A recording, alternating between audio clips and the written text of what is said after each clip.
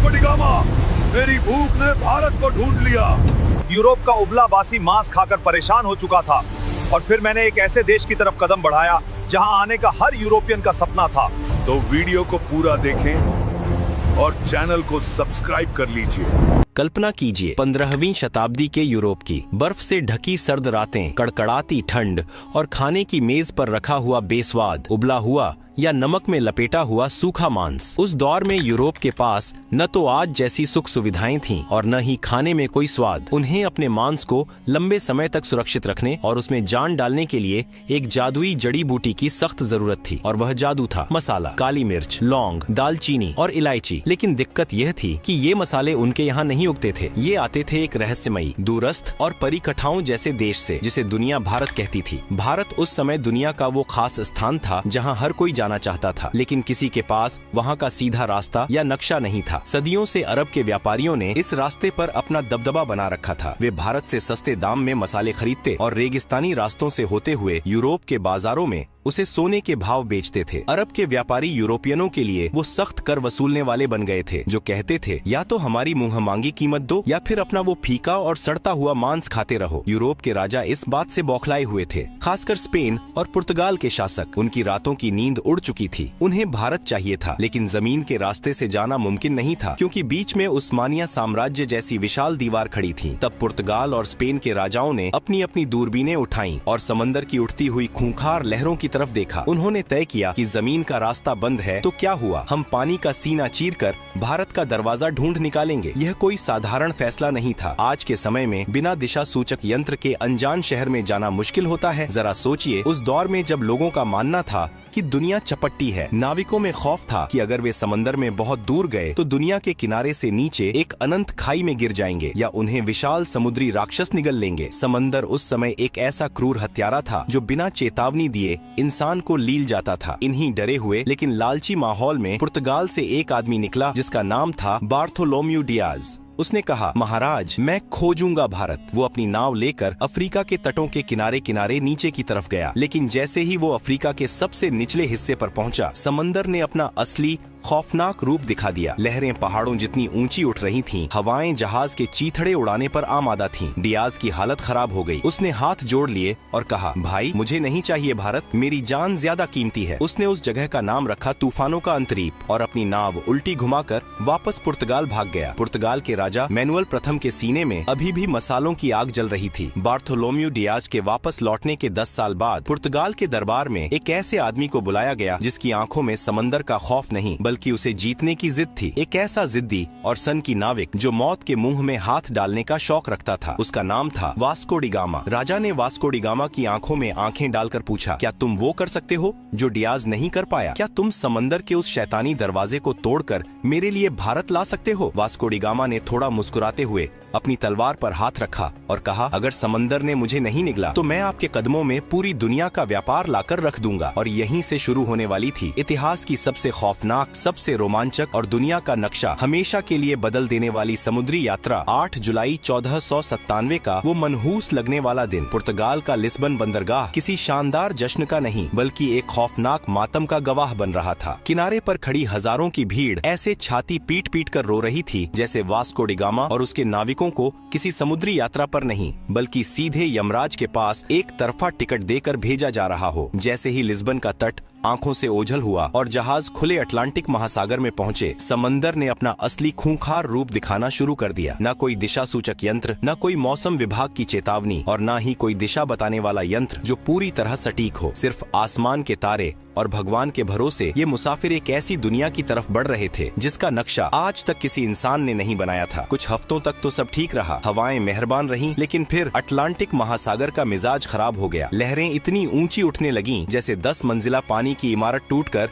सीधे जहाजों पर गिर रही हो। आसमान में बिजलियां ऐसे कड़क रही थीं मानो ऊपर कोई महायुद्ध चल रहा हो। तूफानी हवाओं ने जहाजों के पालों को फाड़कर चीथड़े कर दिया। लकड़ी के जहाज ऐसे चरमरा रहे थे जैसे कोई अदृश्य दैत्य उनकी हड्डियां उंगलियां चबा रहा हो। निचले हिस्से में नाविकों की हालत देखकर तरस आता था। दिन रात के हिचकोलों से उल्टियां करते करते उनकी आंतें बाहर आ रही थीं। हर कोई माथा पकड़कर रो रहा था। भाई किस पागल के चक्कर में पड़ गए, शांति से पुर्तगाल में बैठकर सूखी रोटी खा लेते। ये भारत के मसालों के चक्कर में अब समंदर की मछलियों का चारा बनेंगे। तूफान तो जैसे तैसे पार हो गया, लेकिन फिर एक और खामोश, अदृश्य और खूंखार दुश्मन ने उन पर हमला कर दिया। शरीर घलाने वाली बीमारी, महीनों से ताजा खाना, फल और जीवन देने वाले तत्व न मिलने के कारण नाविकों के मसूड़ों से खून बहने लगा। उनके दांत सड़कर टूट टूट कर हाथों में आने लगे। शरीर पर बड़े बड़े छाले पड़ गए और भयानक बदबू उठने लगी। जहाज का निचला हिस्सा एक तैरते हुए अस्पताल और मुर्दा घर में तब्दील हो गया था। रोज किसी न किसी नाविक की लाश को एक भारी पत्थर बांधकर समंदर में फेंका जा रहा था। बचे हुए नाविकों का सब्र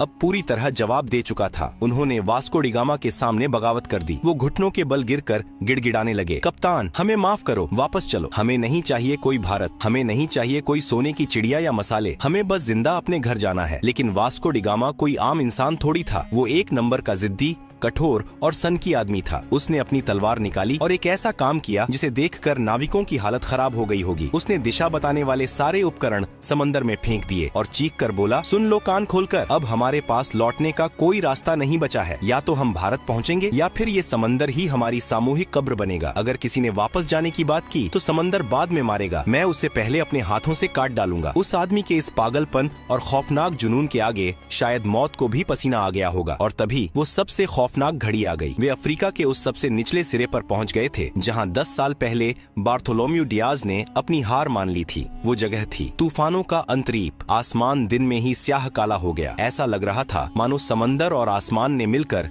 इन जहाजों को पीसने की कसम खा ली हो। लहरें इतनी विशाल थीं कि जहाज उनके सामने पानी के बुलबुले लग रहे थे। एक लहर जहाज को आसमान की तरफ उछालती तो दूसरी उसे पाताल में धकेल देती। साउ राफेल जहाज का ढांचा बुरी तरह टूट गया था। हर नाविक ने अपनी आंखें बंद कर लीं और अपने अंतिम समय की प्रार्थना करने लगा। लेकिन वास्को डी गामा जहाज के पहिए को लोहे की तरह मजबूती से पकड़े, सीना ताने, तूफान की आंखों में आंखें डालकर खड़ा था। प्रकृति अपने पूरे रौद्र रूप में थी। वो उन्हें निगलना चाहती थी, लेकिन एक इंसान की शुद्ध जिद और पागलपन के आगे वो भी हारने लगी। कई दिनों की इस रोंगटे खड़े करने वाली मौत की लड़ाई के बाद अचानक एक सुबह चमत्कार हुआ। तूफान थम गया, हवाएं सर्द से गर्म होने लगीं, लहरें शांत हो गईं और पानी का रंग बदल गया। वास्को डी गामा और उसके बचे खुचे थके हारे नाविकों ने अपनी आंखें खोली। उन्होंने वो कर दिखाया था जो दुनिया के इतिहास में आज तक किसी ने नहीं किया था। उन्होंने उस मौत के दरवाजे को तोड़ दिया था और अब वे एक बिल्कुल नए महासागर, हिंद महासागर में प्रवेश कर चुके थे। उस दिन के बाद से उस खूंखार तूफानों के अंतरीप का नाम बदलकर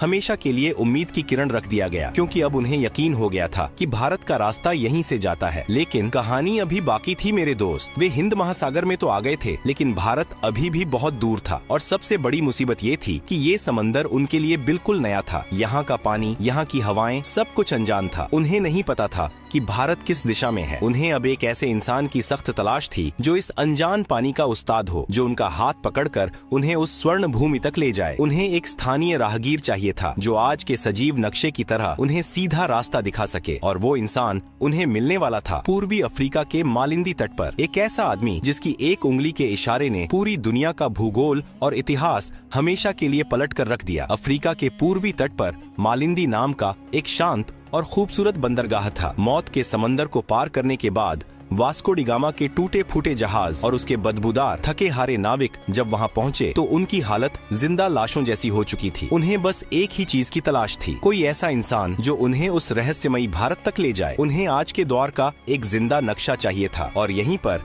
इतिहास ने सबसे बड़ा और मजेदार मोड़ लिया। वास्को की मुलाकात एक ऐसे इंसान से हुई जिसने उसका हाथ पकड़कर दुनिया का नक्शा ही बदल दिया। उस भारतीय नाविक ने उसे जो चीज दिखाई उसने पुर्तगालियों के होश उड़ा दिए। उसने सितारों की स्थिति, मानसून की हवाओं और समुद्री धाराओं का ऐसा सजीव ज्ञान समझाया जिसे देखकर वास्को डी गामा को लगा कि ये लोग तो समंदर के असली उस्ताद हैं। हवा का रुख बदला। मानसून की तेज और मेहरबान हवाओं ने वास्को डी गामा के जहाजों के फटे हुए पालों में नई जान फूंक दी। अब उन्हें पतवार घुमाने की भी जरूरत नहीं थी। हवाएं खुद उन्हें उनकी मंजिल की तरफ धकेल रही थीं। जैसे जैसे दिन बीत रहे थे, नाविकों की धड़कनें तेज हो रही थीं। क्या सच में कोई भारत है या ये सब एक छलावा है? तभी एक शाम आसमान में कुछ समुद्री पक्षी उड़ते हुए दिखाई दिए। ये पक्षी पूर्व दिशा की ओर जा रहे थे। वास्को डी गामा समझ गया जहाँ पक्षी जा रहे हैं वहीं कोई जमीन है। और फिर आई 20 मई 1498 की वो जादुई सुबह। समंदर की लहरें एकदम शांत थीं। सूरज की सुनहरी किरणें पानी पर ऐसे बिखर रही थीं जैसे किसी ने पिघला हुआ सोना बिछा दिया हो। अचानक हवा के एक तेज झोंके के साथ एक ऐसी खुशबू आई जिसने पुर्तगालियों के दिमाग सुन्न कर दिए। यह न तो उनके जहाजों की सड़ांध थी और न ही समंदर के खारे पानी की महक। यह चंदन, इलायची और काली मिर्च की वो दिव्य और नशीली खुशबू थी जिसके लिए उन्होंने मौतों का समंदर पार किया था। कोहरा छंटा और उनके सामने उभरी नारियल के ऊंचे पेड़ों की कतारें। दूर से मंदिरों की घंटियों की मधुर आवाज गूंज रही थी और एक विशाल वैभवशाली शहर उनके सामने खड़ा था। यह कोई भ्रम नहीं था, यह भारत का पश्चिमी तट था, कालीकट, जो आज के केरल में है। वास्को डी गामा और उसके नाविकों की आंखों से आंसू छलक पड़े। महीनों से मौत को चकमा देते देते वे आखिरकार उस स्वर्ण भूमि पर पहुंच ही गए थे। जैसे ही जहाज किनारे लगे, नाविक पागलों की तरह जमीन पर कूद पड़े। वे घुटनों के बल गिरे, कुछ ने रेत को चूम लिया, कुछ रोते हुए आसमान की तरफ हाथ जोड़कर भगवान का शुक्रिया अदा करने लगे। यह सिर्फ एक समुद्री यात्रा की जीत नहीं थी, यह यूरोप के उस खौफ पर जीत थी जो उन्हें सदियों से डराता आ रहा था। लेकिन जब वास्को डी गामा ने कालीकट के बाजार में कदम रखा तो उसके होश फाख्ता हो गए। उसने सोचा था कि वो किसी पिछड़ी हुई जगह पर जा रहा है, लेकिन कालीकट तो उस समय का महान नगर या स्वर्ण नगरी लग रहा था। बंदरगाह पर दर्जनों देशों के व्यापारी मौजूद थे। सोने की तरह चमकते मसाले बोरियों में ऐसे खुले पड़े थे जैसे उनके यहाँ मिट्टी पड़ी होती है। रेशम के कपड़े, बेशकीमती रत्न और मसालों के पहाड़ देखकर वास्को डी गामा को समझ आ गया कि जिस भारत को वो खोजने का घमंड कर रहा था, वो भारत तो पहले से ही दुनिया के व्यापार का सरताज बना बैठा था। फिर बारी आई वहाँ के राजा से मुलाकात की। केरल के उस बेहद शक्तिशाली राजा का नाम था जामोरिन। जरा इस अजीबो गरीब सांस्कृतिक टकराव की कल्पना कीजिए। राजा जामोरिन अपने भव्य दरबार में एक ऊंचे सोने के सिंहासन पर बैठे थे। उनका पूरा शरीर बेशकीमती गहनों, सोने की मोटी जंजीरों और हीरों से लदा हुआ था और उनके सामने खड़ा था वास्को डी गामा, जिसने महीनों से ठीक से नहाया नहीं था, जिसके कपड़े फटे पुराने और अजीबो गरीब थे। वास्को डी गामा ने थोड़ा अकड़ते हुए राजा को अपना उपहार पेश किया। अब सोचिए वो पुर्तगाल से क्या लाया था। कुछ सस्ती लकड़ियाँ, कुछ ऊनी टोपियाँ, पीतल के बर्तन और शहद। ये देखकर राजा जामोरिन के दरबारियों को जोर की हंसी आ गई। उन्होंने सोचा, अरे भिखारी, ये क्या कबाड़ उठा लाए हो। हमारे यहाँ के नौकर भी इससे महंगा सामान पहनते हैं। लेकिन राजा जामोरिन बहुत ही शांत और समझदार थे। उन्होंने भारतीय संस्कृति का पालन करते हुए इस विदेशी मेहमान का स्वागत किया और उसे अपने राज्य में व्यापार करने की अनुमति दे दी। वास्को डी गामा को अभी भी यकीन नहीं हो रहा था। जिस चीज के लिए यूरोप वाले सालों से तरस रहे थे, वो भारत ने उन्हें बिना किसी लड़ाई के ऐसे ही दे दी। लेकिन वास्को की आंखों में अब एक अलग ही चमक आ चुकी थी। वह सिर्फ व्यापार करने नहीं आया था, उसने कालीकट की अपार संपत्ति देख ली थी और उसके लालची दिमाग में अब एक ऐसा शैतानी महायोजना पक रही थी जो अगले कुछ दशकों में पूरी दुनिया का इतिहास खून से लिखने वाला था। वास्को डी गामा ने कालीकट में कुछ महीने बिताए और वहाँ का चप्पा चप्पा छान मारा। उसने देखा कि यहाँ का माल तो एकदम सबसे उत्तम है। उसने अपनी बची खुची कौड़ियों और पैसों से अपने जहाजों को मसालों से ऐसे भर लिया जैसे कोई इंसान किसी मुफ्त की दावत में अपनी प्लेट में खाना ठूंसता है। काली मिर्च, लौंग, दालचीनी, जहाजों की लकड़ी तक मसालों की महक से सराबोर हो गई थी। एक भारतीय जहाज भी उसने अपने साथ ले लिया ताकि माल ज्यादा ले जाया जा सके। अब बारी थी वापसी की। वापसी का सफर भी कम खौफनाक नहीं था। बीमारियां और तूफान फिर से नाविकों पर टूट पड़े, लेकिन इस बार उनके पास एक उम्मीद थी। उनके जहाजों के निचले हिस्से में करोड़ों का खजाना भरा हुआ था। जब वास्को डी गामा का बचा खुचा बेड़ा पुर्तगाल के लिस्बन बंदरगाह पर वापस लौटा तो वहाँ का नजारा देखने लायक था। जो लोग उसे रोते हुए यमराज के पास विदा कर रहे थे, वो अब उसकी आरती उतारने को तैयार खड़े थे। राजा मैनुअल प्रथम तो खुशी से नाचने लगा, लेकिन असली भूचाल तब आया जब वास्को ने अपना माल पुर्तगाल के बाजार में उतारा। इतिहास का सबसे बड़ा खजाना हाथ लग चुका था। इस समुद्री यात्रा का सारा खर्च, नाविकों का वेतन, टूटे जहाजों का भारी नुकसान, यह सब कुछ काटने के बाद भी उस एक खेप से वास्को डी गामा को पूरे 64 गुना का शुद्ध मुनाफा हुआ। जरा सोचिए, आज के जमाने में लोग व्यापार में थोड़े से मुनाफे के लिए पागल हो जाते हैं और इस आदमी ने एक ही बार में इतना बम्पर मुनाफा मार दिया था। अब तो पुर्तगाल के मजे आ गए, लेकिन ये खबर छुपने वाली थोड़ी थी। पूरे यूरोप में हल्ला मच गया। अरे भारत मिल गया रे, मसालों का कुबेर का खजाना मिल गया। स्पेन, फ्रांस, हॉलैंड और ब्रिटेन, सबके राजाओं की रातों की नींद उड़ गई। पूरे यूरोप में आग लग गई कि ये कंगाल पुर्तगाल वाला रातों रात इतना अमीर कैसे हो गया। जब वो जा सकता है तो हम क्यों नहीं। देखते ही देखते यूरोप के हर देश ने अपने अपने जहाज समंदर में उतार दिए। समंदर में जैसे भीड़ लग गई। सब एक ही रट लगाए हुए थे, चलो भारत, चलो भारत। लेकिन यहीं से इस कहानी का सबसे स्याह, सबसे खौफनाक और दर्दनाक अध्याय शुरू होता है। वास्को डी गामा ने जिस समुद्री दरवाजे को खोला था वह असल में आफत का पिटारा था। यह सिर्फ व्यापार का एक नया रास्ता नहीं था, यह यूरोप के खूनी लालच, क्रूरता और साम्राज्यवाद का एक सीधा निमंत्रण था। जिन पुर्तगालियों का राजा जामोरिन ने भारतीय परंपरा के अनुसार अतिथि मानकर स्वागत किया था, उन्होंने व्यापारिक चौकियों को किलों में बदलना शुरू कर दिया। उन्होंने तोपें तान दी और समंदर पर दादागिरी शुरू कर दी। उनके पीछे पीछे डच आए, फिर फ्रांसीसी अपनी नौसेना लेकर आ धमके और अंत में आया इतिहास का सबसे शातिर, सबसे खतरनाक सफेद पोश भेड़िया, अंग्रेजों की व्यापारिक कंपनी। इन यूरोपीय ताकतों को अब सिर्फ मसाले नहीं चाहिए थे, उनकी नजर